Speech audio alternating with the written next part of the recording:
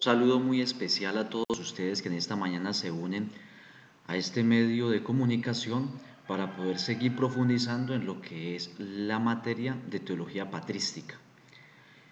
Es así que voy a hacer una aclaración desde el inicio de este medio de comunicación para expresar que las diapositivas que vamos a empezar a ver de aquí en adelante van a ser simplemente puestas en el video.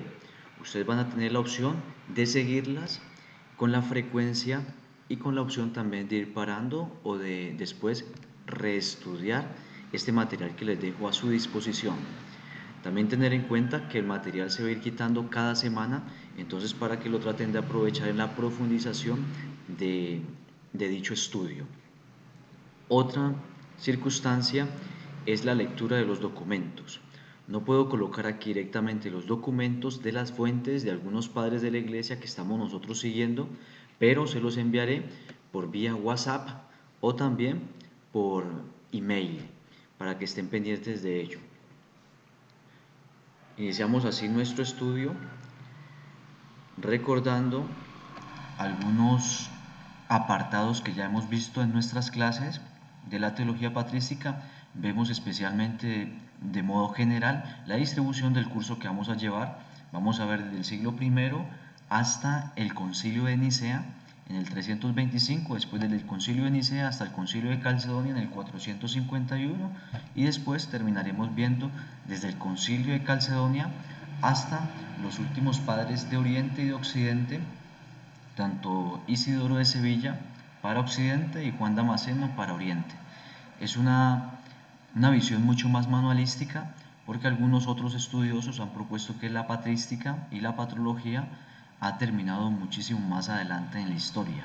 Inclusive algunos la traen hasta la época medieval, con Beda el Venerable, con Santo Tomás o inclusive un poco más antes con San Bernardo. Bien. Vemos nosotros la descripción del curso. En esta primera parte, en este primer semestre, vamos a ver esta temática, introducción y cuestiones preliminares al estudio de la patrística. Además veremos los padres apostólicos, los apologistas, que empiezan a surgir a partir del siglo I y del siglo III, la corriente heterodoxa, que son las corrientes heréticas de la época naciente de este fenómeno llamado y estudiado regularmente para nosotros como cristianismo, los padres y escritores eclesiásticos del siglo I y del siglo III. En esto veremos nosotros la literatura homilética, antiheretical y exegética. Veremos cada uno de los textos, especialmente dados desde los padres de la iglesia, empezando por Irineo de León. Después veremos la literatura y escuela alejandrina. Y más adelante veremos, para finalizar este semestre, el debate herético del siglo III y siglo IV, antes, durante y después del Concilio de Nicea, especialmente con lo que se va a empezar a generar con la herejía denominada y llamada comúnmente arrianismo. Veíamos nosotros en esta parte inicial, cuando teníamos las clases presenciales, quiénes son los padres de la iglesia. Ustedes lo podrán leer también allá en sus casas o en donde estén. Veíamos en esta diapositiva, cuando teníamos las clases presenciales, algo que es importante tenerlo en cuenta para definir un padre de la iglesia, y son 4 notas características las que definen un padre de la iglesia. Vemos que la primera nota característica es la ortodoxia, que es la doctrina en comunión con toda la iglesia, una doctrina que no ha desviado totalmente lo que es la materia cristiana y la doctrina cristiana, la enseñanza cristiana. Vemos que un segundo punto, una segunda característica es la santidad de vida, y esta santidad de vida concierne especialmente al testimonio de estos grandes padres de la iglesia que han estado en comunión con la iglesia y que han sido grandes ejemplos de santidad, incluso hasta con su propia vida. De muchos de ellos tenemos el testimonio de su martirio.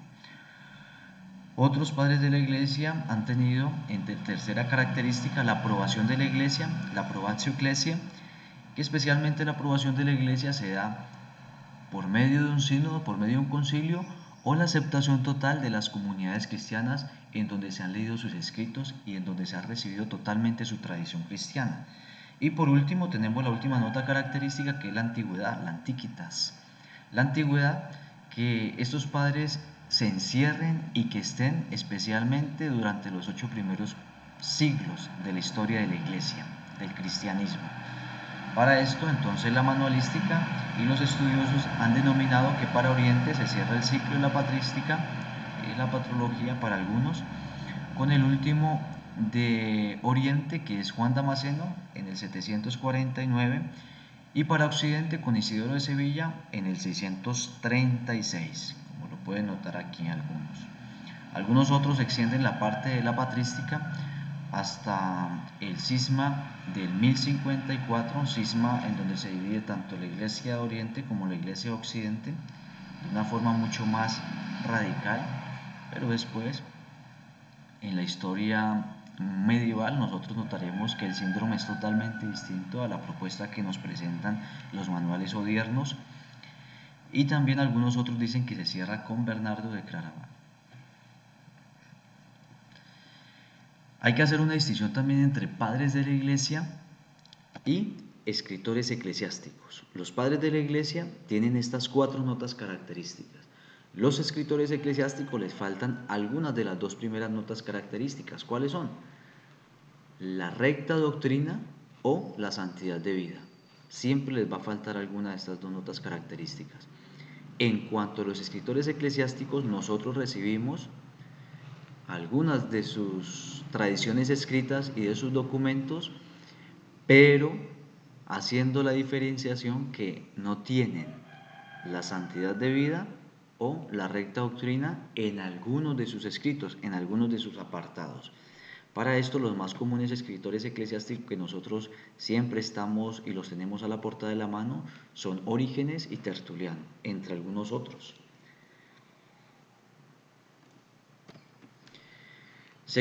Continuamos con nuestro estudio. Aquí vemos la diferencia entre patrología y patrística. Veíamos nosotros que hay una diferencia notable también inclusive entre el estudio de la literatura cristiana antigua y la historia del dogma. Hay una diferencia total.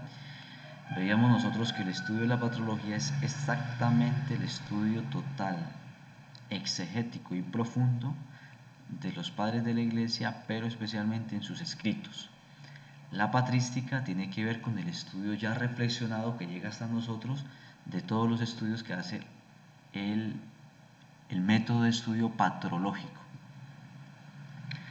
Bueno, aquí veíamos nosotros en esta diapositiva, vemos nosotros las grandes etapas de la patrología, quienes nos la han presentado. En primer lugar, Eusebio de Cesarea. Después también vemos que Jerónimo escribe un libro, una pequeña obra que se llama De Viris Illustribus, en donde desarrolla este gran tema de los grandes hombres de la antigüedad cristiana. Más adelante, Isidoro de Sevilla continúa la obra que llevará a cabo tanto Genadio de Marsilla y la desarrollará con el mismo nombre de Viris Illustribus, y después así lo tendremos nosotros y se irá presentando más adelante con siguientes obras, como lo pueden notar ustedes en la diapositiva. Algunos instrumentos en los cuales nosotros podemos encontrar estos estudios y estos documentos directamente de los padres de la Iglesia, ya traducidos críticamente por estudiosos de la patrología. La primera edición, bueno, una de las ediciones más grandes y por así decirlo también muy bien redactadas ha sido la edición del Miñé, la patrología latina y la patrología griega. Ven ustedes la cantidad de volúmenes que existen entre cada una de estas 2 patrologías. También tenemos el Corpus Scriptorum Ecclesiasticorum Latinorum, que también está muy bien redactado, el Corpus Christianorum y también la herramienta que se nos da desde el punto de vista francés. Traducciones que están a nuestras lenguas y que pueden ser para nosotros muy útiles. Esas traducciones son el Corona Patrum, la Ciudad Nueva también tiene muy buenas ediciones, pero la más conocida para nosotros yo creo que ha sido siempre la BAC. Esta edición de la BAC ha sido muy conocida para nosotros porque en esta se hace la traducción también escriturística y crítica de muchos de los estudios de los documentos de los padres de la Iglesia. Un diccionario que es una herramienta muy buena es el Diccionario Patrístico de la Antigüedad Cristiana, y algunos otros manuales que nosotros también tenemos en nuestras bibliotecas. Sobre todo el que tenemos es el Quasten Patrología, que tiene 4 volúmenes. El volumen más especial de este autor es el primer volumen.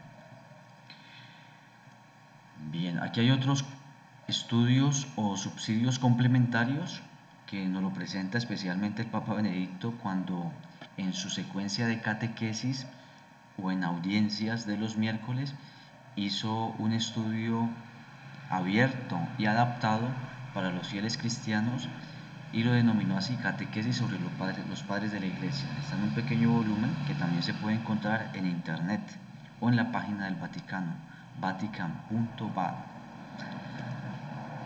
Bien, vamos a esta diapositiva. En esta diapositiva nosotros tenemos que, como lo pueden ustedes ver, tener en cuenta que el estudio de la patrística se encierra dentro de una cronología, dentro de una geografía, dentro de una cultura, dentro de algunos impactos de pensamiento, dentro de algunas lenguas y también teniendo en cuenta los énfasis que se hacen en algunas de las escuelas de la antigüedad y también bajo las influencias de algunos pensamientos de la antigüedad.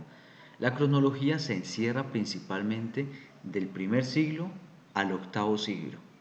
La geografía la veremos nosotros que se encierra en Asia Menor, que es esta zona, en el norte de África y en la parte de Europa.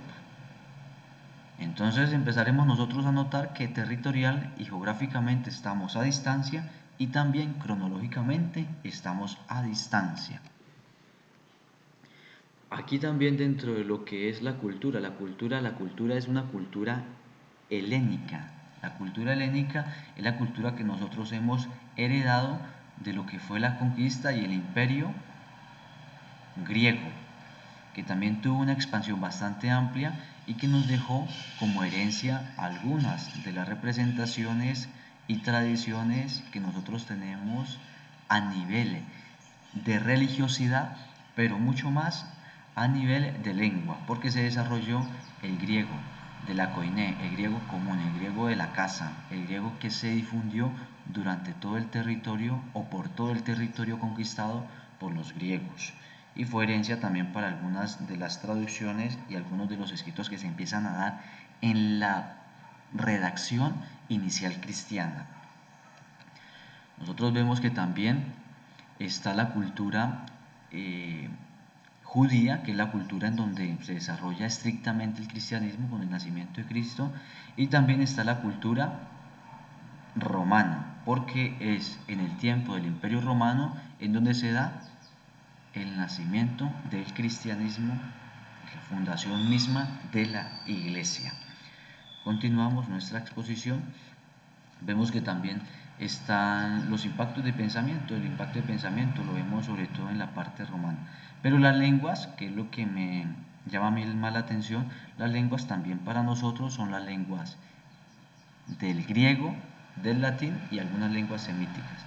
Es decir, que para estudiar estos documentos antiguos hay que tener un conocimiento también pleno o total de las lenguas griegas, latinas y algunas lenguas semíticas, pero como ya hemos aclarado, desde el inicio del curso nosotros estamos estudiando patrística, no patrología. Entonces, recibimos los subsidios que nos llegan a nuestras manos y los adaptamos a nuestro estudio. Entonces, del latín, del griego y algunas lenguas semíticas es que nosotros estamos enseñando esta materia. Por si alguno tiene el interés de estudiarlas de documentos directamente de las fuentes, tendría que tener un conocimiento muy especial del latín, del griego y de algunas lenguas otras semíticas. Bien, continuamos nuestro curso. Aquí nosotros vimos también algún movimiento gnóstico dentro de lo que va a ser el desarrollo mismo de esta época. Vimos también lo que es el impacto mismo del judaísmo dentro de lo que es la tradición misma cristiana Y también vimos la parte helénica, la cultura helénica, sobre todo con su pensamiento y alguna herencia que también tendrá muy especialmente dentro de lo que es el gnosticismo. Y finalmente vemos nosotros la cultura romana. La cultura romana tiene algunas características que siempre van a estar vinculadas a la experiencia misma del cristianismo, y con el cristianismo van a tener bastantes choques, por lo que vemos nosotros que ellos tenían de sincretismo, de cultos, como denominaban la sacra pública y también la sacra privada, dentro del ejercicio mismo de su religiosidad. Bien, ahorita sí pasamos a nuestro tema. El tema que vamos a empezar a ver nosotros es el tema de los padres apostólicos. Los padres apostólicos tenemos nosotros que ser muy enfáticos en aclarar quiénes son los padres apostólicos. En primer lugar, los padres apostólicos son los autores que han vivido entre los dos primeros siglos del cristianismo. En un segundo momento, tenemos nosotros que aclarar que son los que han tenido una cierta afinidad con los apóstoles. Estos son los padres apostólicos. Los padres apostólicos son los que han vivido durante esta época inicial del cristianismo, primero y segundo siglo, y los que han tenido una cierta afinidad con los apóstoles. También vemos nosotros cuáles son estos que estudiamos principalmente nosotros. Los que estudiamos principalmente nosotros son los escritos de la DAG, aunque por autor desconocido, pero se sabe que tuvo correspondencia y afinidad directa con los apóstoles. San Clemente Romano, por alguno de sus escritos, la primera carta, sobre todo la primera carta a los Corintios. San Ignacio de Antioquía, quien escribe 7 cartas, tiene un epistolario de cartas todavía un poco heredado de lo que fue el síndrome epistolario de San Pablo y los demás apóstoles que por tradición han escrito. San Policarpo de Esmirna, el pastor de Hermas, y este escrito de Bernabé, o pseudo Bernabé, como se denomina también. La DAG nosotros la vimos muy comúnmente y muy generalmente, pero también vimos de una forma específica y clara alguna lectura de lo que fue el apartado mismo de la fuente. Entonces veíamos que era un autor desconocido, pero nos centrábamos que esta enseñanza de los dos apóstoles, denominada la DAG por el título original en griego, tiene una subdivisión con algunos temas principales. El primer tema habla sobre la catequesis moral y está distribuido en esta experiencia misma de los caminos de la vida y de la muerte. Está también el segundo tema, que es la instrucción litúrgica, en donde da unas enseñanzas claras y totales sobre el bautismo y sobre la Eucaristía, y nos encierra ya de una forma muy especial en esta enseñanza misma de estos dos sacramentos, y también sobre algunas prácticas, la práctica del ayuno y la oración. Después veíamos nosotros que tiene también unas instrucciones disciplinares, algunos deberes y obligaciones de frente a la caridad, y después habla finalmente de lo que es la experiencia misma de la parucía. Nosotros vamos a ver que avanzando en el curso, veíamos nosotros que está San Clemente Romano.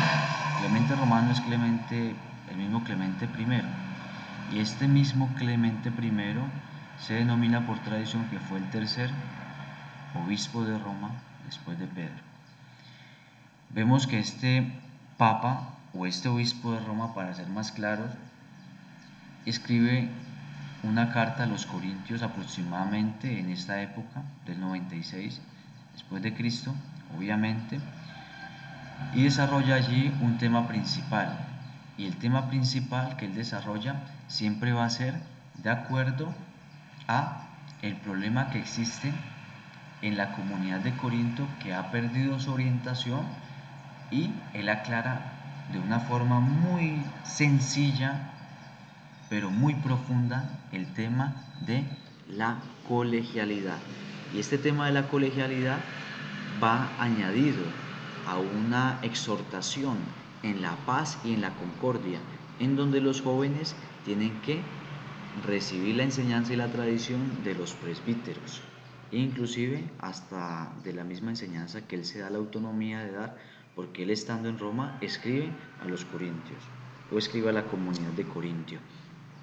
Muy bien, después vemos nosotros que aunque es un autor, sabemos nosotros que tiene que ser un autor que conoce la cultura tanto judía como helenista, es muy buen conocedor de la ciencia filosófica y aparte de eso muy buen conocedor también de la tradición bíblica de los 70. El idioma en que escribe él es un idioma en griego, es un idioma también que lo desarrolla muy fácilmente, en un estilo muy fluido, correcto y profundo. Y las informaciones especiales que dan pie para nosotros decir que también habla de una época muy especial a la suya, es sobre las informaciones que da sobre el martirio de Pedro y Pablo y sobre algunos síndromes interpretativos de este martirio de Pedro y Pablo, que dice que son por los celos y una persecución que se generó a causa del emperador Nerón. Aquí en esta diapositiva vemos la división de lo que es prácticamente su doctrina, algo que ya nosotros vimos en las clases. Muy bien. Ahorita sí pasamos a nuestro tema, que es el tema de hoy. Vamos a ver si lo desarrollamos en pocos minutos. Ese tema que nosotros veremos en el día de hoy, que tiene que ver con el tema de Ignacio de Antioquía, va a ser tratado de una forma muy sintética en esta lección audiovisual, pero voy a dejar añadido algunos PDFs a sus WhatsApps y también a algún email si alguno no tiene la opción de WhatsApp, pero de todas formas vamos a ver sobre todo el contenido documentario de él para leer directamente las fuentes de él. Aquí vamos a ver la introducción, vamos a ver un poco el contexto de su vida, pero vamos a reducir sobre todo la enseñanza a la parte documentaria de él. Muy bien, Ignacio de Antioquía. Vamos a ver de forma general su vida. Nace aproximadamente en Antioquía en el año 35 y muere en el año 110, posiblemente fecha de su martirio. Se dice que es discípulo de San Juan Evangelista, es un obispo y es obispo de Antioquía y además es mártir de esta zona de la Siria. Se hacía llamar también Teóforo, que en griego significa portador de Dios. Fue condenado a las bestias bajo el imperio de Trajano, escribe 7 cartas y estas 7 cartas que escribe las escribe tanto a comunidades cristianas como a personajes directamente de la época, especialmente a obispos. El fin de las cartas está encerrado en 2 fines. 2 fines son los de las cartas de Ignacio de Antioquía. El primer fin va de acuerdo a una exposición de organización jerárquica. Ese es el primer fin. Una organización jerárquica en torno al obispo, al colegio presbiteral y a los diáconos. Y después la iglesia que se une en torno a ellos. Y después el segundo tema que desarrolla muy claramente en sus cartas es el tema que va a aclarar la doctrina respecto a una herejía que se va generando y algunas herejías que se van generando en la época de Ignacio, especialmente la herejía del docetismo. Entonces aclara y advierte ante las herejías y aclara la doctrina cristiana. Muy bien. Después de esto, nosotros tocaremos algún tema, como por ejemplo el tema donde usa es el primer padre de la iglesia que usa este apelativo de iglesia católica. Y aparte de eso, en Antioquía fue donde se empezaron a llamar a los cristianos. Bueno, vemos aquí que las cartas son escritas, ustedes pueden notar aquí en el mapa, que las cartas son escritas por Ignacio de Antioquía, que es apresado aquí bajo el imperio de Trajano y es conducido hacia la ciudad de Roma. Posiblemente sus cartas principalmente fueron escritas en la zona de Esmirna y en la zona de Troades. Y es muy probable, aunque muchos estudiosos no coinciden en eso, pero por parte histórica sí se dice que el martirio probablemente fue en la zona de la Macedonia, en el transcurso de la Macedonia. Probablemente fue en esta zona en donde fue martirizado, en algunos de los espectáculos ofrecidos para que los cristianos tomaran conciencia de su misma tradición y de su misma contradicción con el imperio romano. Era para que tomaran hazaña y no siguieran más estas tradiciones que se denominaron desde un primer punto de vista como religiosidades ilícitas. Y la tradición cristiana se catalogaba dentro de la religiosidad ilícita, una religiosidad no permitida dentro del imperio. Entonces es desde aquí que escribe sus cartas y veremos que desde Esmirna escribe la carta especialmente a la iglesia de Éfeso en cabeza de su obispo Enésimo, la carta Magnesia en cabeza también de su obispo Damas, y a la iglesia de Trales, cabeza de su obispo Polibio, y también escribe una carta muy respetuosa a la iglesia de Roma, desde Esmirna, en donde anuncia su martirio. Pero es desde Éfeso, desde esta parte, en esta carta a la que escribe a Éfeso, en esta carta se encierra, el contenido de que su martirio probablemente va a ser en Roma. También escribe esta carta que es la carta de Troade, desde la zona de Troade escribe la carta a Filadelfia, escribe la carta a Esmirna y escribe la carta personal a Policarpo, un gran obispo y muy joven de la iglesia de Esmirna. Aquí tenemos todos estos territorios.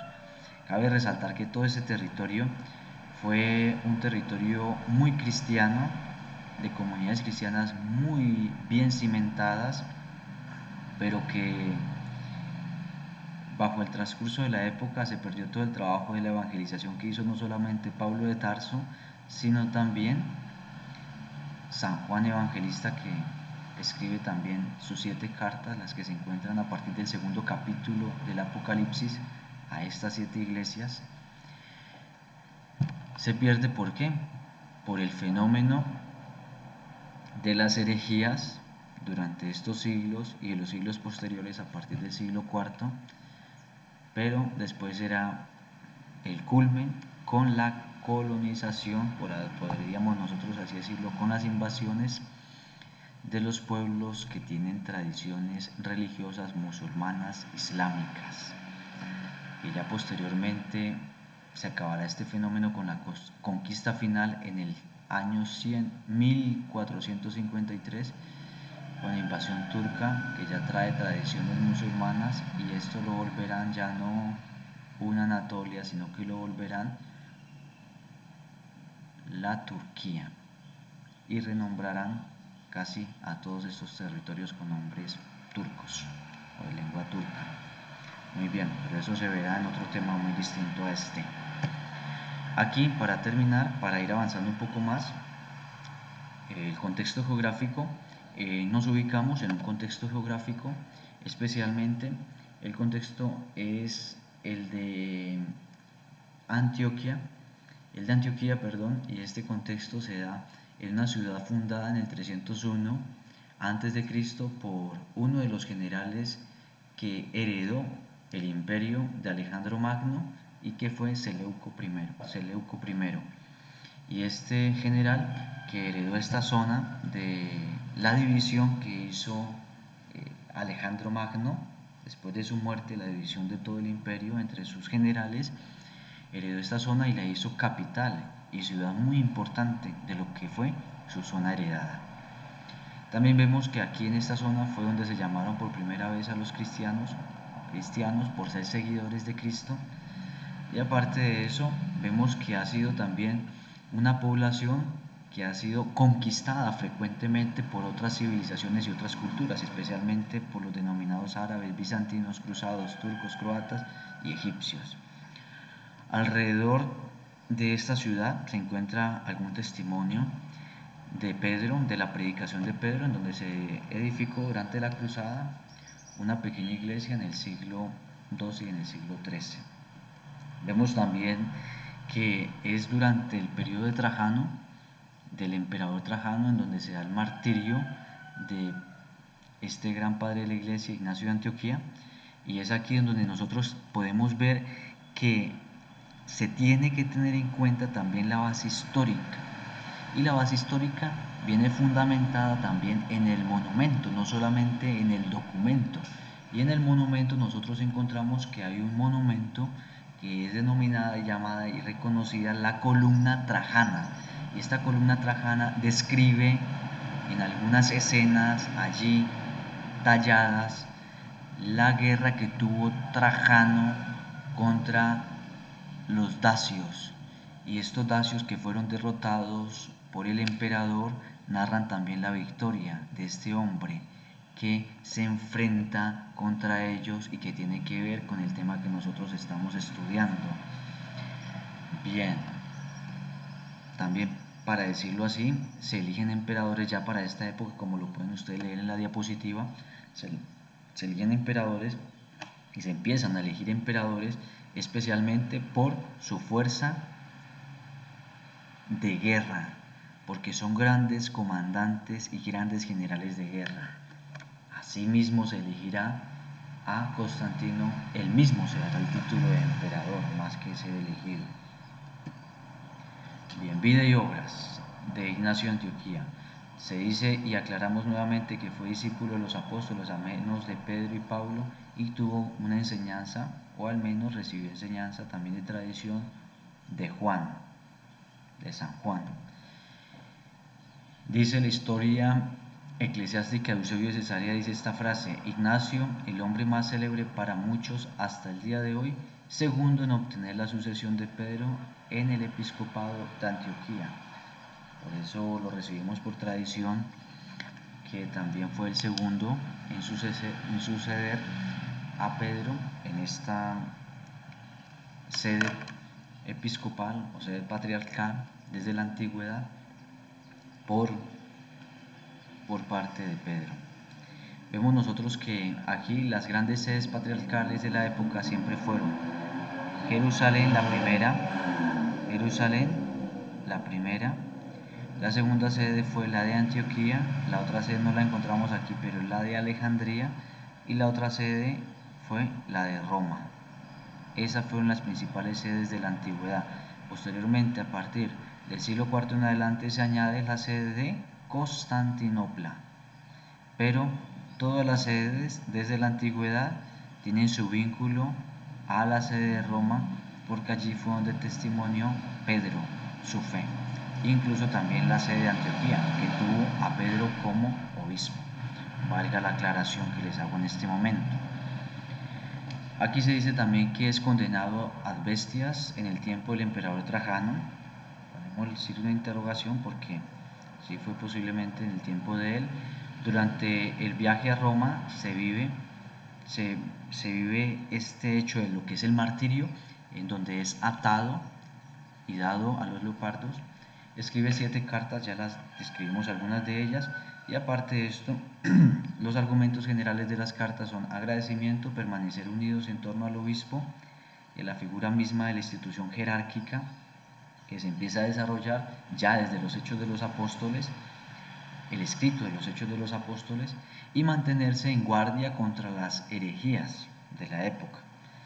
De camino a Roma en el 107, dice el testimonio de la carta a los romanos, y es también testificado en su escrito a los efesios: trigo soy de Dios, y por los dientes de las fieras he de ser molido. Aquí también hay un testimonio que les voy a leer a ustedes en voz alta de Eusebio de Cesarea. En primer lugar, los exhortaba a que sobre todo se guardasen de las herejías, que precisamente por entonces comenzaban a popular, y los excitaba a aferrarse sólidamente a la tradición de los apóstoles, que por estar ya él a punto de sufrir el martirio creía necesario poner por escrito en gracia de seguridad. Muy bien, la doctrina cerrada en sus cartas. Vamos a hacer un resumen de lo que es su doctrina, la que encierra en sus cartas. No podemos nosotros aquí hacer una clarificación de cada una de sus cartas, pero sí al menos lo que encierra en sus cartas. Vemos nosotros entonces los temas principales. Son 3 temas. Y los 3 temas tienen que ver con una herejía que es nacida de la parte gnóstica, que es denominada el docetismo, pero que también tenía sus raíces en el judaísmo. La primera herejía de orden judío fue la denominada así el ebionismo, que es casi traducida a la parte gentil y a la parte gnóstica como el docetismo. ¿En qué consiste esta herejía? Esta herejía consiste primeramente en que ellos sostenían que Cristo solo tiene un cuerpo aparente y no real, y es totalmente indigno de Dios. Para ellos la vida humana de Cristo, sus sufrimientos eran pura apariencia. Por lo tanto, la Eucaristía no es el cuerpo de Cristo, ni tampoco la iglesia es el cuerpo de Cristo. Ante esto, nosotros vamos a ver que Ignacio de Antioquía propone sus tres temas principales, que es rebatir el gnosticismo de esta materia que tiene su énfasis en la herejía llamada docetismo, en tres puntos principalmente, y hace la aclaración entonces de una recta doctrina que parte de la encarnación de Cristo. Ignacio subraya la humanidad y la carne de Jesús frente a esta herejía del docetismo y pone la realeza misma del misterio de la encarnación, y esta realeza misma del misterio de la encarnación la da en la virginidad de María y también en la virginidad de Cristo, como vemos que son temas que son propios de sus cartas. Un segundo tema también para rebatir estas doctrinas es la figura insustituible del obispo, tipo figura del Padre, se encierra, incluso el obispo lo pone como figura de Dios, signo de la unidad de la Iglesia y promotor de la santidad de la Iglesia. Este tema del obispo está muy bien puesto en Ignacio de Antioquía. El obispo, por etimología, traduce episcopo, epi, el que está sobre, el supervisor, y copos, el que mira, el que observa desde arriba. Tiene una unión muy especial con lo que es la figura misma del Padre y quien fomenta la unidad de la Iglesia y quien fomenta también la santidad misma de la Iglesia. También un último punto a desarrollar es el martirio. Y el martirio, nosotros lo vemos aquí, que es un martirio en donde el testimonio de la fe por medio de la sangre hace al cristiano verdadero discípulo y lo hace verdadero imitador del Señor, ofreciéndose a sí mismo como trigo a Dios para volverse pan presentado en ofrenda a Él. Bueno, ahorita sí, finalmente, para concluir, vamos a ver que pongo aquí la carta a los Romanos, que habla sobre el martirio como plena imitación de Cristo, pero también la carta a los Efesios dice que su martirio irá a sufrirse de camino a Roma, y también otras cartas que él escribe, otros temas que él escribe sobre la organización jerárquica, y propone estos temas de obispo, presbíteros y diáconos, y trata sobre la difusión de las opiniones no ortodoxas y pone en alerta ante estas herejías que están naciendo, especialmente la herejía del docetismo. Es como el resumen de la temática de sus cartas, aparte de lo que ya hemos dicho, algunas de sus cartas. Voy a leer finalmente, para terminar, algún texto que les voy a enviar también a ustedes para que lo profundicen, y lo vamos a compartir en el próximo encuentro. Aquí en la carta de los Romanos, sobre su martirio, dice: por lo que a mí toca, escribo a todas las iglesias y a todas les encarezco que yo estoy a punto de morir de buena gana por Dios, con tal que vosotros no me lo impidáis. Yo os lo suplico, no os mostréis para conmigo ninguna benevolencia. Permitidme ser pasto de las fieras para las que me es dado alcanzar a Dios. Trigo soy de Dios y por los dientes de las fieras he de ser molido, a fin de ser presentado como limpio pan de Cristo. Es un testimonio, pero vamos a ver que aquí más adelante, en la carta a los Efesios, va a proponer este tema. Apenas habéis sabido en